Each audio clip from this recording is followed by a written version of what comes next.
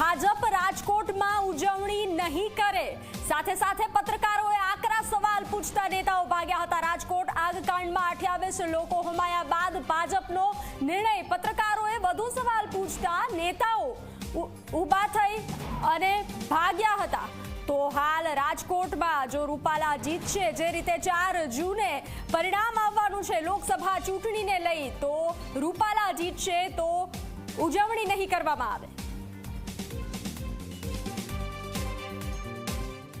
18મી લોકસભાની ચૂંટણી સમગ્ર દેશમાં ચાલી રહી છે, જેનો 7મો તબક્કો પણ 1લી તારીખે પૂર્ણ થવાનો છે અને 4થી તારીખે એનું પરિણામ પણ આવવાનું છે। ત્યારે રાજકોટ ભારતીય જનતા પાર્ટીએ આ પરિણામ આવ્યા પછી કોઈ પણ પ્રકારની ઉજવણી ન કરવી એ પ્રકારનો નિર્ણય કર્યો છે, કારણ કે આ આપણા સ્વજનો છે અને આ સ્વજનોના દુઃખમાં ભાગ લેવા માટે સમગ્ર ભારતીય જનતા પાર્ટીના કાર્યકર્તાઓ એમની સાથે હોય એ સ્વાભાવિક છે। ત્યારે કોઈ પણ પ્રકારની ઉજવણી ન કરવી એ પ્રકારનો ભારતીય જનતા પાર્ટી શહેર એકમે નિર્ણય લીધો છે।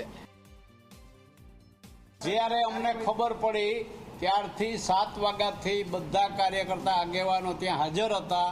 સવારે 5 વાગ્યા સુધી અમારા હોમ મિનિસ્ટર આવ્યા ત્યારે પણ અમે હાજર હતા। પછી એને સૂચના મળી કે 5 વાગે આપણે છૂટા પડીએ અને 6 વાગ્યાથી પાછા મળવાના છે।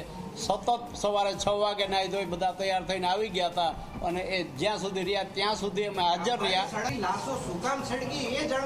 તમે અલગ અલગ પ્રશ્ન યાર પૂછો કે આમાં રસ ન ફરી કે